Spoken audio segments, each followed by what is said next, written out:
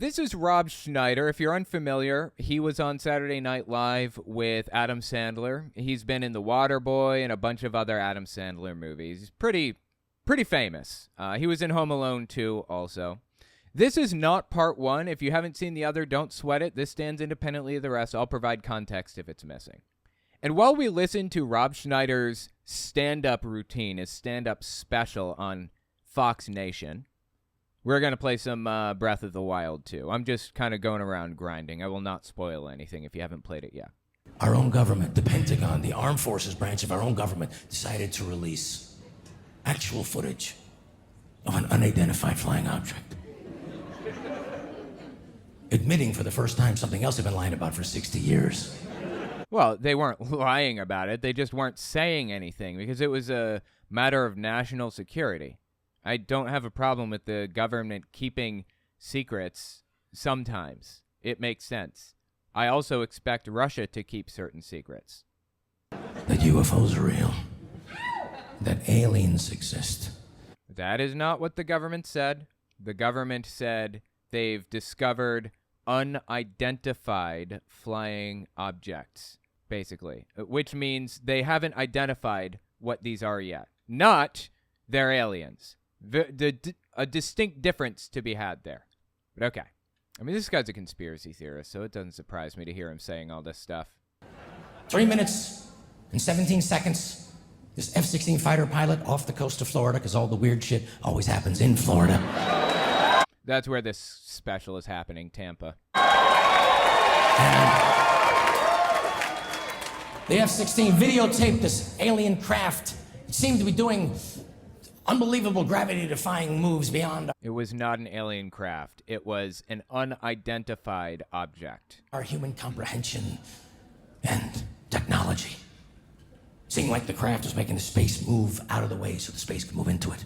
Then after 3 minutes and 17 seconds, it took off at 20,000 miles an hour into the solar system, never to be seen again. Boom! And they I don't remember what he's talking about specifically, and I've made a habit of not trusting anything out of these people's mouths, so take it with a grain of salt. But yes, there have been unexplained aerial phenomena that have been, around. And apparently a whistleblower came out and claimed that the government has a full-blown alien spacecraft. But again, who knows if that's true or not? Who knows? released this to all of us, this footage, saying, yes, UFOs are real. Aliens exist. They released it to all of us, and nobody gave a shit. Nobody cared. No, you know why? Because it hasn't been proven. Because we don't have enough evidence to say that it's an alien yet. If there was hard evidence that it was an alien, you can bet that people would be losing their minds. Christians would be coming up with all kinds of explanations for it, for why God created them and all this other stuff. But so far, there's no confirmation. But he's a conspiracy theorist, so naturally he's going to believe this stuff without question.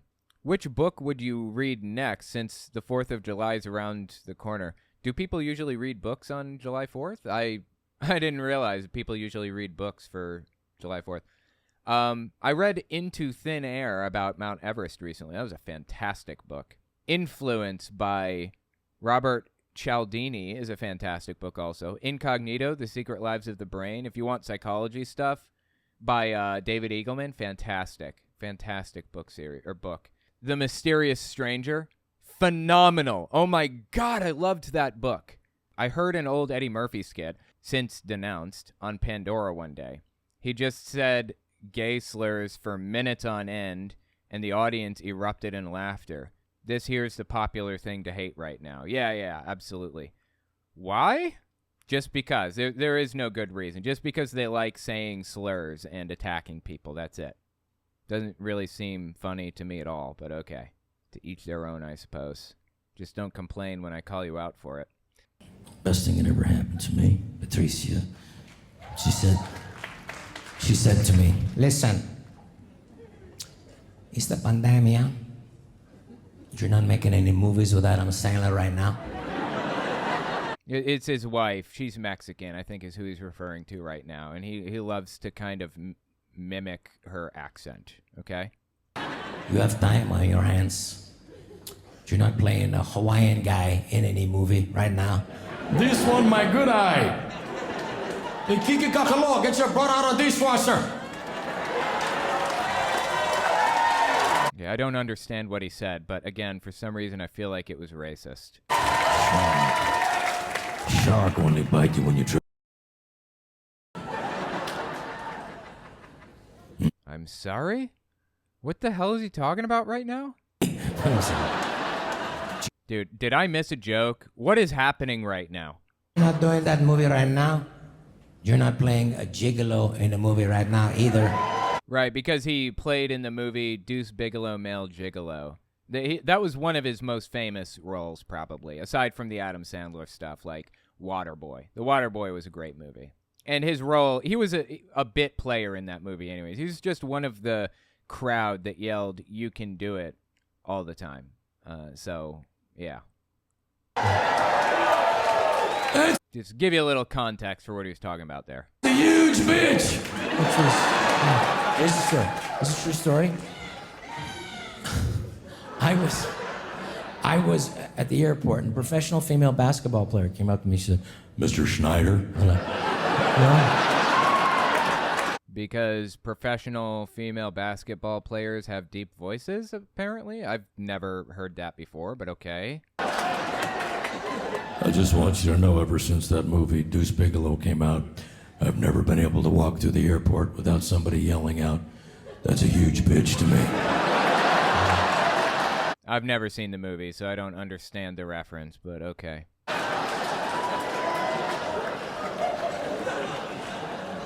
I didn't know that joke would leave the movie. I didn't think, I thought it would stay in the movie. I didn't know, but I'm sorry. Sorry. I couldn't help it. She was getting on the plane like, "Freak, behemoth, keep it in the circuit." No, I didn't do that. Again, I feel like I'm missing cultural context here because I didn't see that movie that he's talking about here, but okay. I did not do that. I didn't have to. Other people did it for me. They did. Because they saw the movie, I guess, too. And they saw it. Do you have time on your hands right now? You're not playing any girls in any movies either? Hey, bro, it's me, Jessica.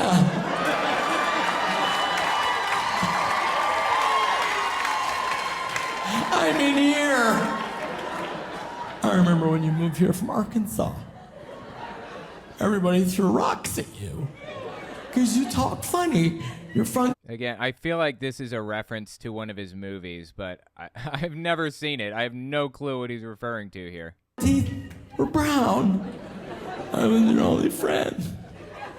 Billy, I should have made love to you when I had the chance. Father Mulcahy? And my favorite line in the movie is, "You think you're so cool because you can pee with your..." Can I get sex on the beach with extra sugar on the rim? Yum! If somebody saw this movie, then fill me in the comments. I'm just not understanding the jokes here at all. Is he just giving famous lines from some of his most famous movies, which apparently were not really that famous? It was too long. I shouldn't have done. I could do the whole movie, but I shouldn't. No, please don't. I don't understand what you've already done. My wife said, you have time right now? You need to get a vasectomy. Vasectomy, B-A-S-E-T-O-M-Y, vasectomy. He's making fun of her accent. Fantastic. Snippy time. La factoría, la niñas es cerrado. The baby factory. I think that means... Wait. Okay, so I think it's... Basically, it seems like the baby factory is closed. It is probably a more faithful translation. Interesting. Okay. So, there you go. Baby factory is closed. Thank you. Snippy time. La factoría, la niñas es cerrado. The baby factory, closed. No más hijas. No more girls. Snippy time. No more girls. Yeah, that's actually technically what he said. No more girls, basically. The girl factory is closed, is what he technically said. So I'll be honest with you, I did it. And I just, first of all, it's a much simpler operation for us guys to get a vasectomy than it is for women to get their tubes tied. Yep, absolutely. It's better for you to get a vasectomy. And when I'm done having kids, that's probably what I'll do, although it's a horrific thought. Even though technically it's her fucking job. No. It's her job? What's her job? To not have babies?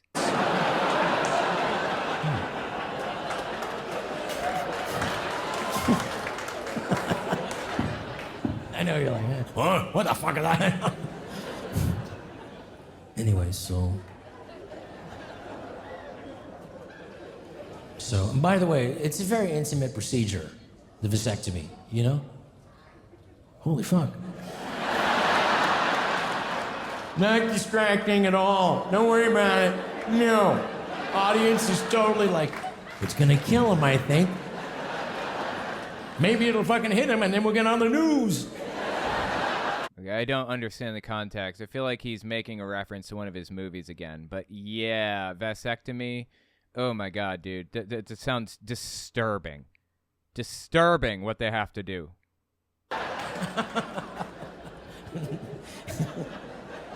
Anyway, it's a very unsubtle camera move, is all I'm saying.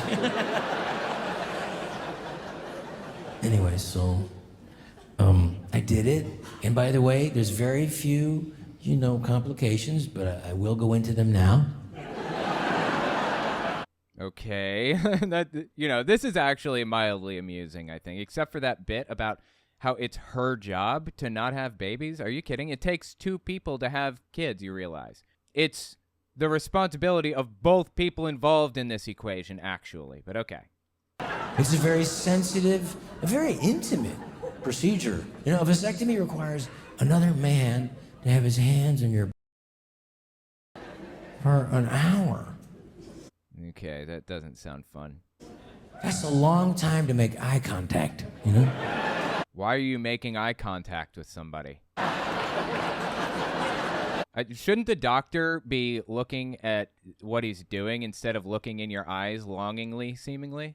If he's looking in your eyes longingly while he's giving you a vasectomy, it seems like he's trying to communicate a different message.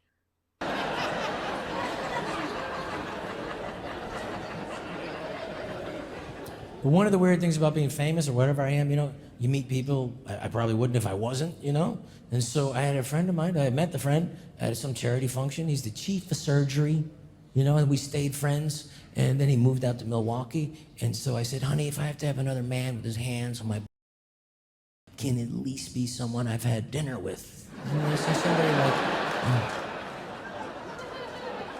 how's the wine, Robbie? You got the wine? So my wife was happy to get rid of me for the whole procedure.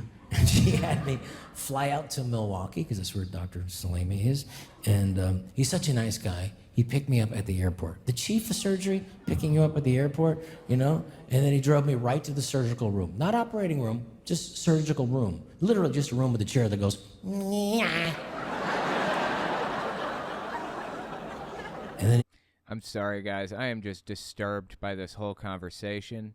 I know that this is the best way to do it sometimes, and this is, all willing, and you should do it to avoid having more kids that you can't afford, but oh my God, this is a disturbing thought, deeply disturbing thought. You know what they do?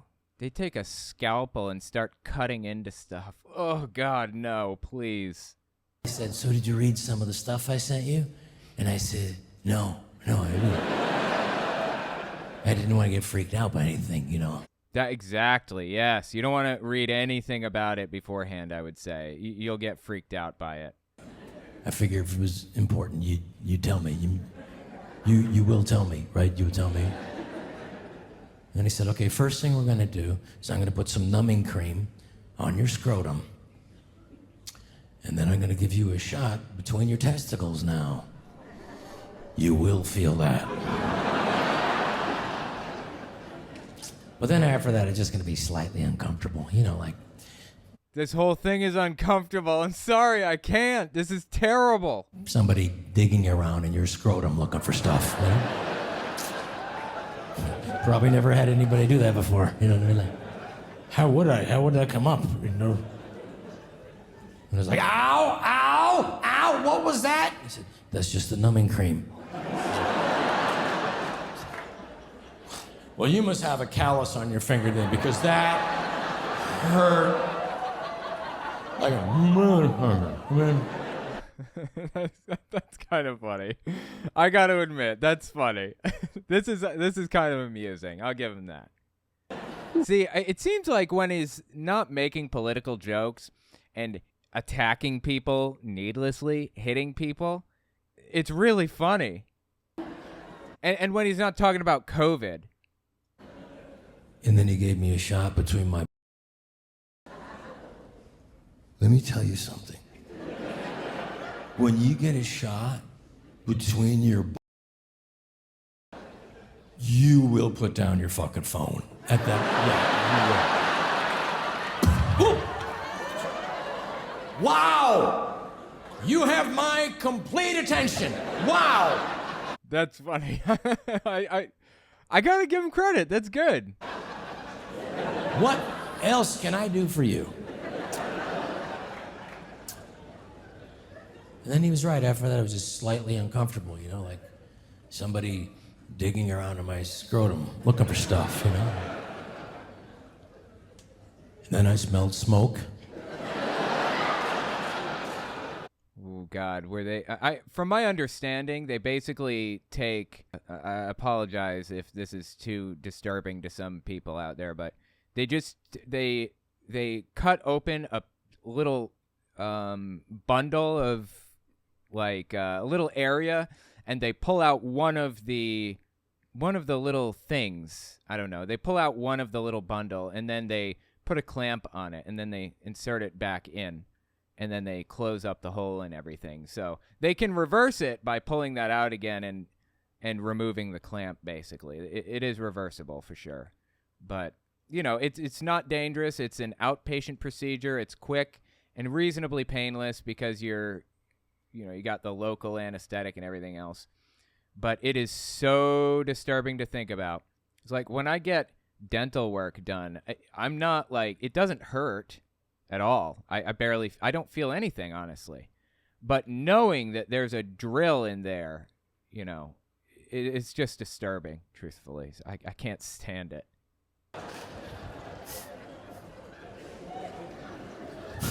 I smell smoke. Yeah, I don't think they burn anything. They just put a clamp on it, to my knowledge. Well, I did that. Oh, that's you. I'm on fire right now.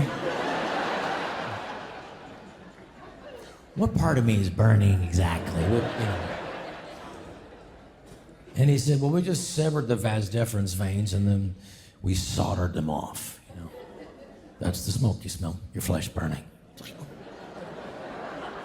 That was gonna be my second guess. I swear to God. Was that necessary? The fire thing?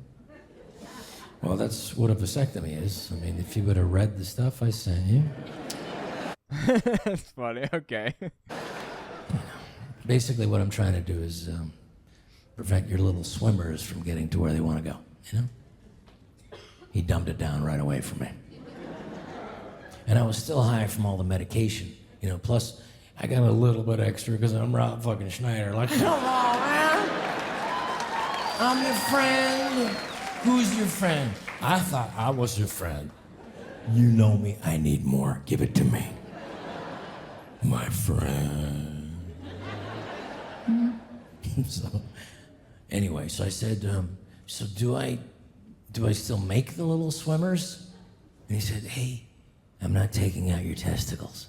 Yes, you do. You do still make those little swimmers, but they can't get to where they need to be. So you can reverse it. I don't know about this burning thing. I don't think they burn it anymore. Maybe they used to. I mean, I'm not an expert on the procedure. Maybe they do burn it, and I'm just not familiar with that. But yeah, to my knowledge, they don't burn it anymore, and it is reversible. Pretty straightforward process to reverse it. It's about, from what I hear, without insurance, about $1,200 to have it done, and about $4,000 to have it reversed. You should be sure you're done having kids before you have it done, though. I'm just preventing your swimmers from getting to where they want to go. I said, well, if I still make them, Where did they go? They don't go anywhere. And he said, well, the body reabsorbs most of them. I said, yeah? What about the smart ones? You know, the ones that are like, oh, fuck, this all burned out right here. There's gotta be another way out of here. Come on, guys, let's try to sneak out the asshole. Let's go, you. Okay, that's kind of funny. I'll give him that one. Yeah, sometimes he's got a couple of funny jokes. It's just like, sometimes when he's talking about certain things like COVID or Joe Biden or whatever, they're not jokes. That's the problem that I had with Dave Chappelle, too. A lot of his jokes were really, really funny in that special that he did about, you know, being a TERF, about, you know, the anti-trans jokes that he told. Some of the jokes that he told about trans people in general were funny, like really, really funny. It's when he stopped joking and looked at the camera and said, I'm not joking anymore. I am a TERF. Trans people should not be allowed to do this or that or whatever. They are second-class citizens, basically, is what he was saying, in not so many words. Is when he stopped joking that I didn't find it funny. And it's the same with Rob Schneider. I just, like, when he stops joking and he says something really, really messed up, it's not amusing to me at all. Like, he should at least couch his statements in jokes. He's not even doing that, seemingly. No, my turn.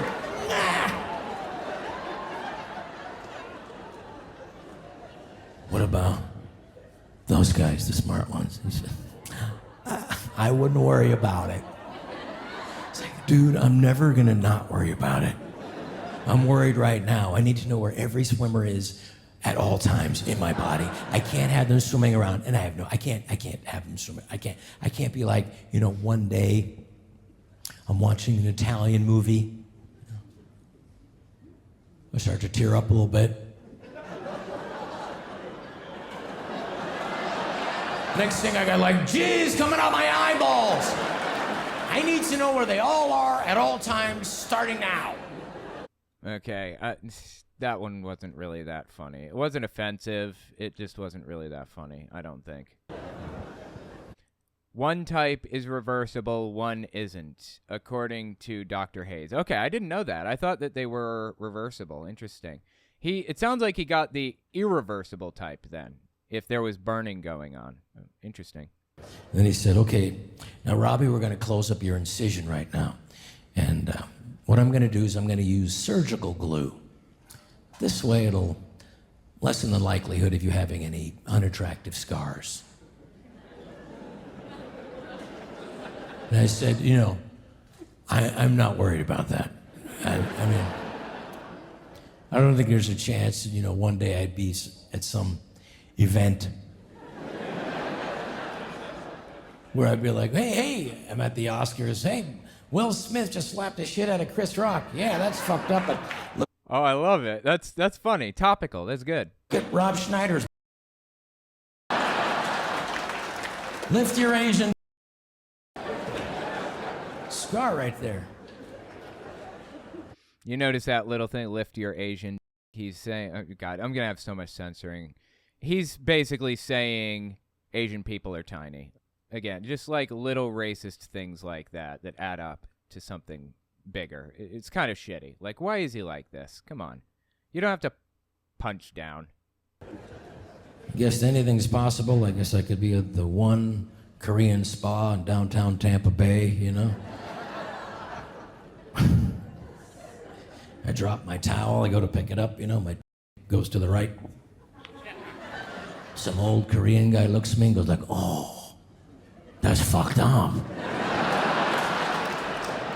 You got a scar, you I'm gonna throw up now. Oh. Well, you know, if somebody at a spa saw that at all, whether you had a scar or not, they would probably throw up. Like, you shouldn't be walking around completely naked in any scenario. I don't think. I can't think of a single situation in which it's socially acceptable for men to just walk around completely naked. I suppose there's probably one that I'm overlooking, but yeah. You should have taken the glue, bitch. Why didn't you take the glue? No kamsamida for you, motherfucker. That's Korean for please, or thank you. I don't remember. So then Dr. Baz said, okay. I think it's thank you. Hey, look. On top of the surgical glue, I'm going to put a thick layer of gauze. That way, for the flight home, it'll feel like you're in a bird's nest. Thank you. Wait, flight home? Why didn't he have this done locally? Why did he have to go out of state, apparently? We had to fly to some location to have this done. That's weird, right? I didn't know I was going to get a bird's nest out of this. Thank you. So I flew home, you know. I took every pain pill I had left for the flight home, you know. And it was a good thing, because there was turbulence. Ooh, that sounds rough.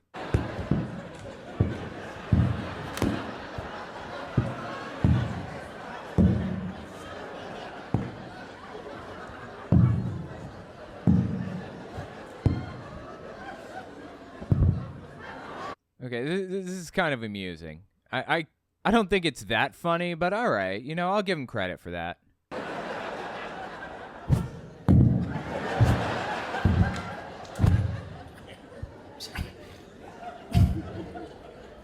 I knew not to expect any sympathy from my wife, because women don't have sympathy for their husbands when we get injured. That's right. You know, ladies, whenever you get hurt, who's right there? We are. We are. Yeah, we're right there. Ooh, honey, can I rub it? Okay, that again, not funny. It's not that it's like crude or just whatever. It's just not a funny joke, seems to me. But all right. You rub it? Ooh, you want some ice, honey? Can I get you some ice? Can I? With the ice? Without the ice? Doesn't have to be with the ice. I'm already rubbing you. I should be. I mean, we're already here. We're halfway there. Just here for you. I love you. Because we're gentlemen. So, lady? Yeah, again, not funny. Like, none of that was really funny, I didn't think. We have to pee in the middle of the night. Do we wake you up? Never. No. We don't even turn on the light.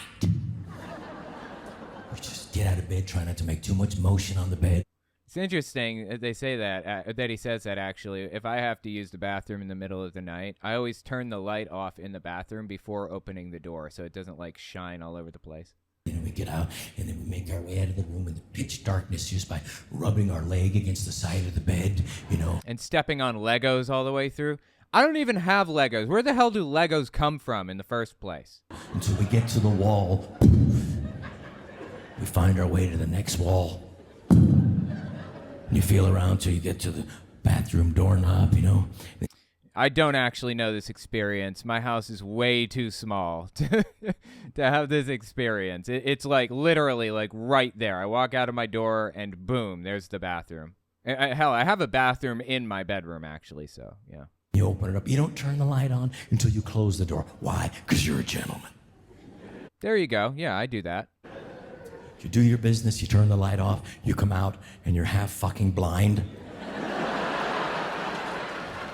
You try to navigate your way back to the bed, and 9 of your toes successfully make it.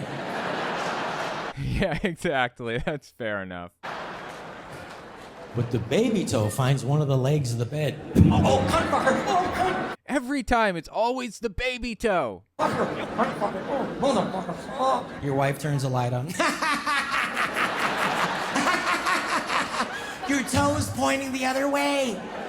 Yeah, that's never happened to me where I get laughed at for hurting my toe, but that's happened to me before. Like, I hit my toe so hard that I literally have nerve damage on one of my toes, and it really hurts from time to time, like bad. Because of the nerve damage. Like, stubbing your toe is no joke, seriously. Well, in this case, I guess it's a joke, but in most cases, no.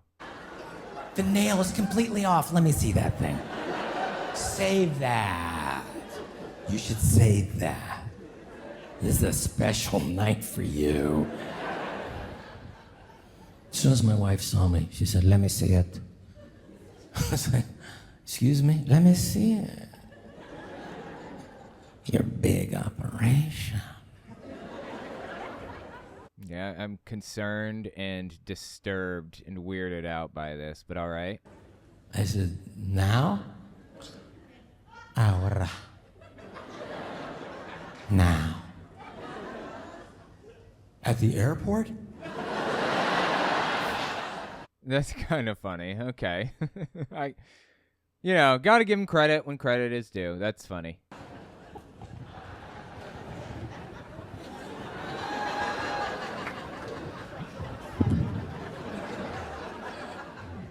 That's it, that small little scar? That's what you've been complaining about for 3 days? Oh, they're gonna cut my... Oh, you're such a... You are. Mm-hmm. People wonder what it's like to be kicked there. Like, how is it? What does it feel like? How painful is it? And I think I can give you an idea of how it feels if you don't have any balls. There's a spot right in between your ribs, kind of right below your breastplate, above your stomach. There's a spot there called your solar plexus. It's a bundle of nerves there that is used to control all kinds of things. I think like breathing and things like that. If you press on that, just press lightly, you'll feel that it's extremely painful to press, even a little bit. Now imagine being kicked there. It would knock the wind out of you. You may even be vomiting. That's what it feels like to be kicked in the balls. Seriously, it's not fun. It's really, really terrible, actually. But anyway, yeah, that should give you some idea of what it feels like. One of the most painful experiences any human being can experience, in my opinion. I had 2 human beings come out of my screaming with their eyes wide open. Okay, well, I understand that it's more painful than that, or it can be more painful than even that. For the record, that's never actually happened to me, just full-on kicked there like that. I've never pissed somebody off to the degree that they felt compelled to do that, so lucky me, I suppose. But, it's very painful anyways. Like, just any pressure of any kind to any degree at all is very, very, very painful. Even a little bit. So imagine how painful it would be if there was a lot, like a kick. Men couldn't have babies. You couldn't. You couldn't. If men had to have babies, there'd be abortion clinics at every 7-Eleven, every Target, every Walmart. Yes, exactly. There would be. There should be, as a matter of fact. I think abortion should be easier to access than it has ever been in the United States. It should be like a drive-by clinic. You just show up in a drive-thru and they give you the pills that you need to get an abortion. Seriously. Why aren't abortions more accessible in the United States? I am in favor of more abortion, easier access in the first and second trimester. The third trimester, it should be allowed to ban it on a state-by-state basis. If states choose to ban it, they should be allowed to. But I think it should be closed to just medical necessity. Like, the mom is going to die if they don't do something about this in the third trimester, in my opinion. Every Nordstrom's rack, every gas station. What's that thing under your... It's a bird's nest. I'm surprised you never heard about it. It comes with it. How does it come off? I didn't read any of this stuff. Okay, that's good. I like that. Bringing it back to a previous joke. That's funny. That's really good. He knows how to craft a joke. It's just when he's not joking anymore that I just get sick of it. Saying, I don't like trans people, or I don't like, or COVID was fake, or something. They're stupid. They're not even jokes. They're just stupid statements to make in a comedy special. I didn't want to get freaked out, but hey, Doc, yes, Rob. Yeah, I got a question for you. The bird's nest is glued on there really good. Good job with that. Solid, 100%. Just curious, how does one take that off exactly? That's funny. Like, what? Just use a little Q-tip, a little fingernail polish remover. It'll come right off. All right. What did the doctor say? He said... He's talking about solvent. You need to dissolve the glue. But if you do that, it's going to dissolve the glue stitches too. So you should wait until it's healed before you do that. Use fingernail polish remover. Don't use that! Yeah, but this is what the doctor said. I don't care what he said! It's acetone, and there are two different types of. Oh my God, I suddenly can't remember the word for it. Two different types of solvents. That's the word. Yeah, I knew it was an S word. There are two different types of solvents. There's polar and non-polar. Two different types of materials, really. Water is one, oil is the other, and they don't mix with each other. So if you have a water-based glue or whatever that you're trying to dissolve, then you're going to want to use a water-based solvent. If I don't remember which one acetone is. One is polar, one is non-polar. Water is polar. Oil is non-polar. That's why they don't mix that way. Acetone is polar. It's basically about the arrangement of the molecules. So if you have a water-based glue, then you want to use acetone. If you have an oil-based glue, you want to use naphtha, for example. That's another type of paint thinner, basically, that will dissolve certain types of materials. That's toxic. I don't want anything toxic on your... Those things slap up against me. Not that fast, but you know.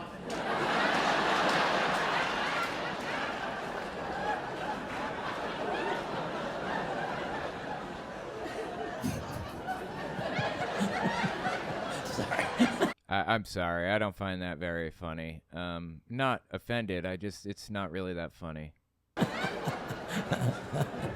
Well, what do I use? Use tea tree oil. No. Do not use essential oils under any circumstances. Certainly not tea tree oil, ever. Tea tree oil, for the record, is toxic to pets and a bunch of other stuff. You shouldn't use tea tree oil for basically anything, except for maybe an overpowering smell. That's about the only reason you should ever have tea tree oil around. What's tea tree oil? It's just as good as fingernail polish remover, but it's non-toxic. Use it, I'm gonna watch you. It is not non-toxic. Tea tree oil is toxic. Is tea tree oil polar or non-polar? Okay, tea tree oil is non-polar. If he was told to use acetone, which is polar, then it's because he's dissolving a polar material. Tea tree oil would not dissolve the glue. It would just risk, basically intoxicating him. Not intoxicating, that's not the right word, but making him sick. It would risk putting a material on him that does not belong there, that is really, really bad for you. So, yeah. Follow a doctor's directions. You know why? They know what they're talking about. They know what they're talking about. Follows me, She follows me into the shower, like she hands me the tea tree oil. I pour the whole fucking thing out, The bird's nest comes right off. This is inaccurate. If the doctor told him to use acetone, it's because it was a polar glue, and tea tree oil would not have taken it off. Then I see some other problems happening. Hey, Doc, Patrice said she didn't want me to use the fingernail polish remover. Yeah, but that's what you should use. Yeah, but she didn't want me to use it. Yeah, but I'm the doctor. Yeah, but you don't live with this crazy bitch. You understand? She just wears me down. I do whatever she says. Dude, if that's your relationship, you have problems. Seriously. If that's your relationship, find somebody new. You don't need to be in a relationship that's making you miserable. You're catching what he's doing here, right? Jokes reveal your inner feelings. Seriously. I said this before. I'm going to say it again because some people may not have seen part one, but self-deprecating jokes reveal a lot about who you are and how you feel about yourself. When somebody makes a self-deprecating joke, like, oh, I know, I suck at this, it's because they believe that they suck at this. Or it's because they believe that they're worthless or that they this or that or whatever. Whatever thing they're joking about tells you how they feel about themselves. Now, Rob Schneider right now is joking about his wife being naggy and terrible and insufferable, can't stand her, and oh my God, if I don't listen to what she says, she's going to make my life a living hell and blah, blah, blah. If that's what you're feeling, get away. Nobody needs to live like this. Nobody. If you're miserable in your relationship, get out of it. He very obviously is miserable in his relationship. I can say that plain as day. Self-esteem issues, yeah. Okay, just don't use tea tree oil. No, that's funny. Okay. He used tea tree oil already. Well, what's wrong with the tea tree oil? Well, that'll melt the surgical glue and your will fall down to the floor. Oh, they used different... Oh, okay. Interesting. So he used... Oh, that's fascinating. I see. So he used a non-polar glue to, close the wound, and a polar glue to put the bird's nest down there to protect the sensitive area, right? So if he puts acetone on, then it will melt the polar glue and the bird's nest will come off, but the surgical glue will stay on. Instead, he listened to his wife, who he apparently hates, and used a non-polar solution to melt the glue instead of polar. And it apparently melted the bird's nest off. Shouldn't have, but it also melted the surgical glue. That's not good. See, this is why you always listen to doctors every single time. Don't think you know what you're talking about. Doctors do know what they're talking about because they had the medical training. You're just some dude. You don't know. Anyways, let's keep listening here. So he dissolved the glue that was keeping his skin together, basically. Is that what those two white things are in there? Those? Did you use tea tree oil? Yes. At least you don't have to worry anymore how those other little swimmers are going to get out. Okay, that's funny. That's pretty good. Well, it was well crafted. I didn't think it was particularly funny, but it was well crafted. Give him that one. Thank you. It's a true story. All right, you guys have been fantastic. I'm sorry this has been so long, but I just want to do everything that I can do. I will tell you, I'll say thank you. Thank you. I will say that, like, I've been very blessed, and at the same time, things happen in your career. I mean, first of all, I had no idea that one day I would be blackballed by the pharmaceutical industries. Rob Schneider's been an anti-vaxxer for a long time. Like I said, he voted for Trump in 2016, like he said earlier. He voted for Trump, but that's not the thing that really got him blackballed from the industry. There are plenty of Trump supporters in Hollywood. You just don't hear about it because they haven't made it their entire personality, first of all. But secondly, he's been anti-vax for, ever. Like RFK Jr. That's probably why he was kind of pushed out and no one really wanted to deal with the guy, was because he's like an anti-vax evangelist.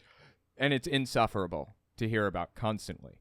And he took it a step further than just not getting his kids vaccinated or even saying, vaccines aren't good. He took it a step further and preached about it and talked about how evil they are and how you should vote for Trump too, and just it's a part of his personality, and it's just the worst.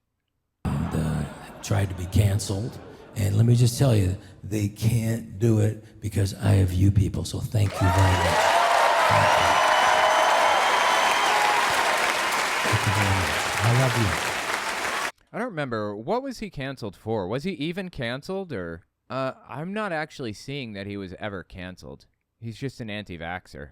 Yeah, I'm not seeing any explanation about why he was quote-unquote canceled. I don't even know that he was canceled. It seems like what happened was he spoke out about being anti-vax, and that impacted his employment opportunities. Welcome to the real world. If I talk about being anti-vax, then I can expect it to affect my employment opportunities too. You act like a D-bag and turn obnoxious and make this whole thing part of your personality, people don't want to work with you anymore. Welcome to the club. Well, I'm not in that club, but welcome to the real world, I'll say. That's how it works. You say something people don't like, people don't want to work with you anymore. Anyway, I don't think he's been canceled, really. Thank you. Thank you very much. Thank you. And last, I'll leave you with this true story. I was able to make a movie last year called Daddy-Daughter Trip, and I hadn't started a movie in a lot of years, and it's a lot of fun. And, it's fun to make a movie because you get to write it with your friends. Like, I got to write it with my wife, Patricia, and Jamie Lissow, who's on Gutfeld a lot of times. Yeah, I haven't heard of this movie that he made, but okay. By the by, I don't know if you knew this, but when you see one of these puzzles with the rocks, there's an opening here. You got to find the other rock. The missing rock is always in the direction of the opening, so it's over here somewhere. Use ultra. Yeah, see, there it is. Anyway, let's keep listening here. First time ever a response on that one with Jamie. He never got a response before. Just kidding, Jamie. Anyway. I don't get it. He's going to watch this. So anyway, we got to film it, which is fun, and edit it, which is, you can really make the movie in editing, and I missed that, And then you get... Yeah, absolutely. Everything is done in editing, really. Movies are made in editing, for sure. Put music in it. Music, which is so fun, I got to write the theme with my buddy John Hunter, And then they asked, we have a little bit of money. Was there any songs you want to maybe buy? And I said, what about a Paul McCartney song? And they said, okay, but then there'll be no more money for the rest of the movie, Yeah, Paul McCartney is expensive, for sure. He's the most expensive guy in the world. Paul McCartney, $600,000 one song, So that's like a tenth of the whole budget of the movie. So anyway, So he had a $6 million budget? Is that what he's saying? That's kind of a tiny budget for a Hollywood movie, seems to me. After we bought the song, I heard he was going to be touring. And I went for 600,000, I should get some fucking free tickets on there, sure. I was like, well, no, I didn't want to be an asshole. I don't want to be an asshole. So I texted his manager. I'm like, hey, listen, this is Rob Schneider. Hey, it's Rob Schneider. Look, I heard Paul McCartney's going to be performing in Texas. I just happened to buy tickets. I'm going to be there anyway. Is it possible I could get to say hi to Mr. McCartney? And he said, we'll text you the night of the show and see what we could do. I was like, oh, amazing, We'll see what happens. Who knows, Then after that, I flew to Mexico to direct a movie that my wife wrote, Amor es Amor, for Paramount Plus, and it could be good. I don't know. I don't speak Spanish, but it seems like there are... That's funny. He has no idea if it's a good movie or not because he doesn't speak Spanish, and apparently it's in Spanish. Okay. Looking at each other a lot, so that's... Amor es amor. I think that means love is love. And he says they were looking at each other a lot. I'm assuming it was is it being implied that it was a movie about a couple of gay guys? I think that's what he's trying to say, and he has no idea if it was good or not. Okay, that's funny. I'll give him that one. When I was down in Mexico, I got COVID, because everybody surrounding me was vaccinated. Like, oh, fuck. That's how you get it. So then I recovered from that. Yeah, well, see, that's the thing. Not everybody around you was vaccinated. We had not reached... Well, he was in Mexico, so I don't know what the deal was with Mexico, but I guarantee you that Mexico didn't reach herd immunity with COVID through vaccination. If we had reached herd immunity the way that we originally had with measles, we wouldn't have to worry about, getting vaccinated. Of course, we would still get vaccinated to maintain that herd immunity, but people who are immunocompromised or allergic to the ingredients in the vaccine or whatever could safely walk around and know that they're not going to get sick because we have herd immunity, right? But Rob Schneider doesn't care about those people or anybody else, apparently, only himself, so decided not to get vaccinated. Fantastic. Recovered from that. And then I flew back to the States, I'm surprised he believes it was real. Yeah, Dr. Hayes says I thought it was fake. Yeah. I thought Rob Schneider didn't even believe COVID was real also. Arizona, and then it was time to go see Paul McCartney. So I took my daughter, Miranda, who's the daughter in Daddy-Daughter Trip, and she's 9. And I thought, when I was 9, what a big deal the Beatles were. Who knows how long he's going to be doing this? Let's just go see Paul McCartney in concert. And so on the plane, on the way to see Paul McCartney, my daughter comes down with COVID. I'm like, My daughter's like, I don't feel good, Dad. I think I got what you had. And I was like, you're fine. You're probably fine. You're fine. You're good. You're good. So he's describing, like, basically preparing to lie to somebody, to a big famous person, so that he can meet him anyways. Lie about being COVID positive. I think you're good. I didn't know. We didn't have a test, but I knew she had it. But anyway, I said, don't worry. We're just gonna go straight to the concert. We're not even gonna, we're just gonna go this way. You'll hear music, you feel better. I feel better when I'm sick and I hear music. I go, oh, music, I feel better, So we went to the concert. I'm thinking, he's not gonna call me. He's Paul McCartney. They're gonna forget, whatever, And my daughter's like, I don't feel good. I want to go to the hotel. I'm like, just one more song. You said that 7 songs ago. Yeah, but these are Beatles songs. They're like 1.5 minutes, 2 minutes tops. It's not like Led Zeppelin or whatever. And then I got this buzz on my phone. SP will meet you 20 minutes after the performance. Start making your way backstage during the Live and Let Die fireworks. SP. Sir Paul. What does SP stand for? Sir Paul. Sir Paul. Sir Paul. Does he really call himself Sir Paul McCartney? What an obnoxious name to give yourself. Okay. Meet me.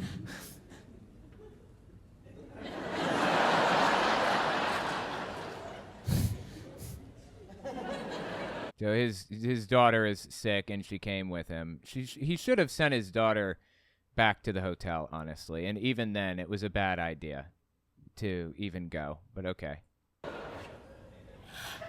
I can't be the guy who kills Paul McCartney. I can't. Thank you. Oh my God. Yes. I can't.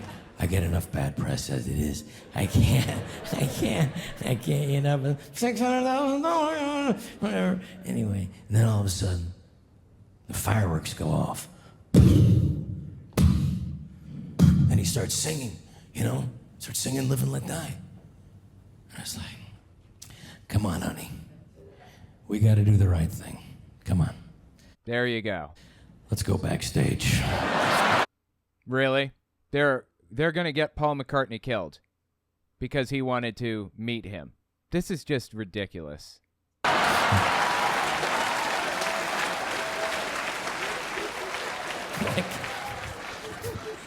This is so wrong. I don't know. This is, but I was like, he's not gonna come out. He's Paul McCartney. I'm sure they just have people come. He's like, And then I started looking around, going, well, the ceilings are pretty high. Seems to be good airflow.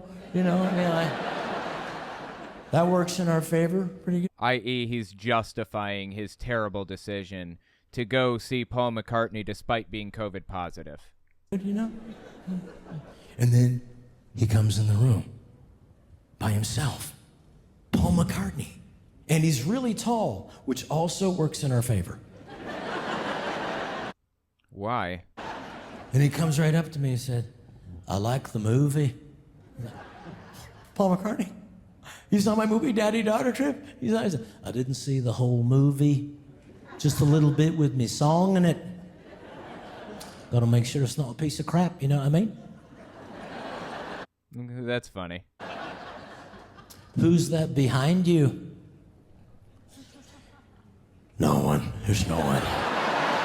He wants to keep his COVID positive daughter away from Paul McCartney. Well, guess what? If she's in the room with him, he's probably already been exposed. I mean, he has been exposed. He's probably going to get a positive test result if he was going to get one in the first place. So she might as well meet him if you've already gone all this way. It's just so stupid. I've had to cancel a lot of really important plans at the last second, and it was not easy. It was not an easy decision to make, not easy thing to do, to cancel serious plans to do the right thing like that. But you do the right thing, right? And my daughter's like, I have COVID! She told him I have COVID. Okay, well, she did the right thing, even if this jagoff didn't. He gave me COVID! Now I have COVID! Now you're gonna get COVID!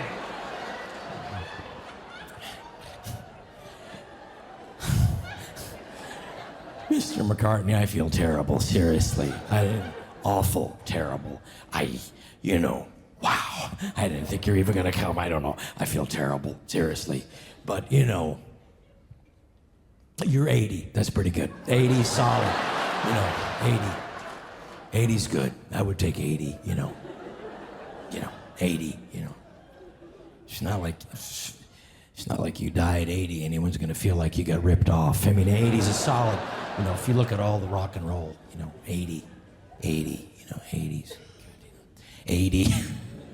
So he's trying to justify basically killing this guy because he's 80 years old. Might as well. I mean, he's already lived his life, so fuck it, right? Okay, I know it's just a joke, but that's kind of messed up, right? That's like two John Lennons. You put like the John, one and the other. Right, because John Lennon was killed by a fan, I think, right? He was killed in New York City, wasn't he? There's a whole area in Central Park dedicated to him called Strawberry Fields. And across the street from Strawberry Fields is the apartment that he lived in with Yoko Ono, his wife. And she still lives there, by the way. Right there at Strawberry Fields is beautiful. I've seen it 1,000 times. You said so yourself. Live and let die.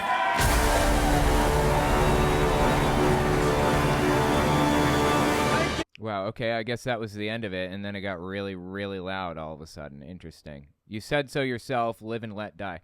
So you never told us what happened with Paul McCartney. Was he upset, or was this even a real story? What a bizarre story. I didn't really find that amusing at all. But okay. Well, a lot of this special was actually pretty funny. I gotta hand it to him. A lot of it was good. Some of it was just, weird. They weren't even jokes, like him saying, if Joe Biden was a dog, somebody would have put him down by now. That wasn't a joke. That wasn't funny at all. There was no punchline. That was just you saying that Joe Biden deserves to die because he's old. What is wrong with you? Some things that he's said were just terrible. But, like I said, by and large, some of this stuff was pretty funny. So, I would say, as far as the comedy rating goes, I'd give it a 6 out of 10 for funniness, I think. Let me know what you think about it in the comments. Tell me what your rating is.